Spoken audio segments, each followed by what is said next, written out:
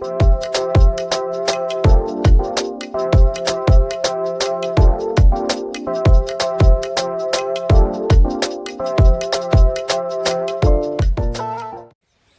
રામ બધાને સ્વાગત છે એક નવા બ્લોગની અંદર।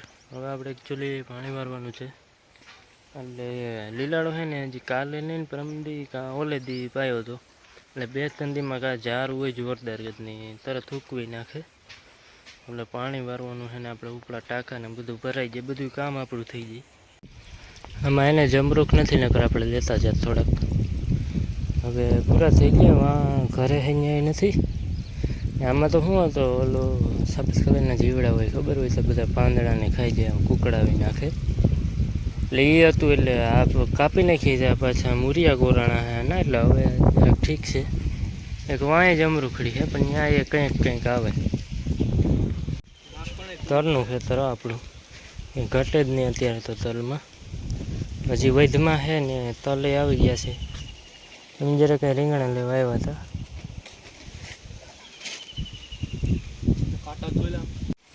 તો હવે અમે 2-3 કલાક થયા મથાતા હતા। પહેલાં વાં એક પગથિયું હતું, આપણે તોડ નાખ્યું છે ને પાછું અહીંથી આખું એલ આકારમાં એક બનાવ્યું, જેમાં એવું થતું હતું પાણા રાખતા હતા ને એટલે સરખું માપનું તો આવતો, પોળું નહોતું થતું ને વધારે ઊંચું થતું હતું, એટલે આપણે સિમેન્ટ કોન્ક્રીટ ભરી દીધી છે। એટલે હવે કંઈક મસ્ત થઈ જાય, આપણે ખોલી નાખશું ને એટલે અસલ દેખાવ આવીએ। પછી ત્યાં ફ્લોરિંગમાં આપણે લાદી ને વાંયા લાદી ને બધું થઈ જશે ને આખું મકાન કમ્પ્લીટ, પછી દેખાવ આવીએ પડદા બળદા ને બધું। તો હવે બસ જમવાનો ટાઈમ થઈ ગયો, 1 થઈ ગયો છે, પણ વિચાર્યું કે બપોર પછી કડિયા આવશે ને તો આપણે અત્યારે કામ કરી લઈએ, બપોર પછી આપણે નડીએ નહીં। અત્યારે 9 વાગ થયા છે સવારના, એટલે આ વાછડા એવા થયા ને એટલે વાછડા મારવા જવા પડે, નકર મગ બગાડે છે। આપણે ઓલી વાડીએ તો વારો બાંધેલો છે, પણ અહીં નથી બાંધેલો ને, અને આપણું ઓલું ઝાડવું છે, હા રૂનું ઝાડવું, આમાં રૂ આવે એટલે ઓસીકા અમે ઘણાય કરેલા છે, કારણ કે ગાયટલું તો પૂરું થાય ને ઓસીકા થઈ જાય આ સિઝનમાં આવે ને, એટલે હવે પાકવાની તૈયારીમાં જ છે, મસ્ત મજા આવે। અત્યારે લગભગ થયા છે બપોરના 12 અને 3 દી થયા પડે છે એટલી ગરમી ને જોરદાર। એટલે જો અત્યારે પાણી છાંટું એટલે આમાં ઊભી ન થકતો ઉઘાડા પગી, એટલી ગરમી છે। જો જે એમાં પાણી એટલે આમ ઘડીક થતા છાંટવું પડે, એટલે એટલું ગરમ છે, તરત સુકાઈ જાય। હવે અહીં છાંટ્યું ને ગાડી સુકાઈ જાય।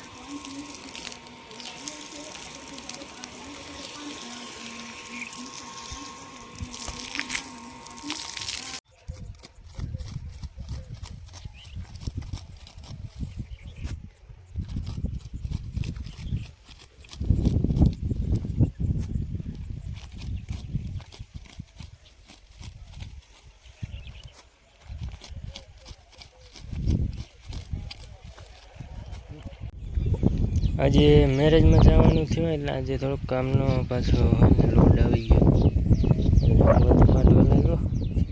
મમ્મી આગળ આવ્યા ભરવા, થોડીક એની વેઠીને દીપકમાં ગાજર વધે, ગાજર 1-2 દીમાં હું ખેડી તો ગદબ બહુ મોટી થઈ ગઈ છે, એટલે દીમાં 2-3 ભારી વાટવું એને વાહ લગતો વાટતો જોઉં તમે। હજુ ને હચોડી ઢરી ગઈ, હજી 3 ક્યારા છે ફૂલ વાટમાં, તો પાછળ થવા માંડ્યા। અત્યારે મારે જવાનું છે કોલેજ, આપણે એક પેપર છે 1 દી માટેનું, એટલે બાઇક લઈને જશું, બધા સાંજે આવતું રહેવાનું છે। એટલે પેપર ભરવા જાય ને પછી એ બાજુ અક્ષરવાડીએ જવાનો વિચાર છે, ને કેળામાં જ આવે એટલે આપણે દર્શન કરી લઈએ ને તમને થોડુંક દેખાડી દઈએ। તો હવે નીકળીએ। બ્લોગ તો આજે નહીં આવે, કાલે આવશે, કારણ કે આજ તો પાછો ટાઈમ નહીં રહે, સાંજે અહીં પૂછશું તો સાંજના લગભગ 7 જેવું થઈ જાય। આ છે આપણી કોલેજ DSU જુનાગઢની અંદર, આજે આપણે ડિક્લેર કરી દીધી। હવે આ બાજુ આવ્યા તો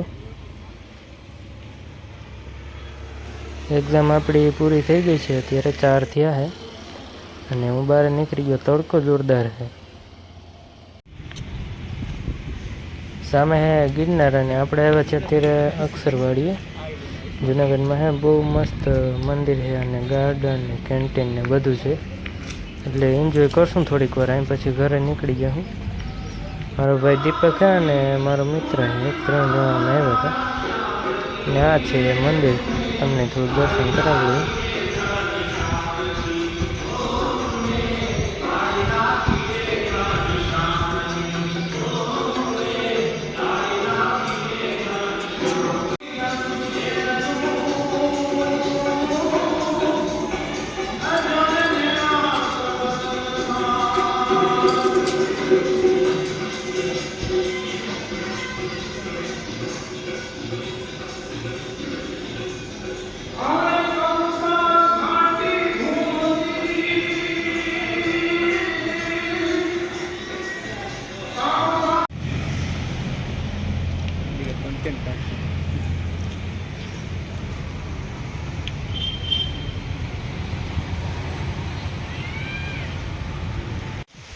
આજે થઈ ગયો છે બીજો દિવસ અને આજે તો ગરમીમાં થોડીક આપણે રાહત છે.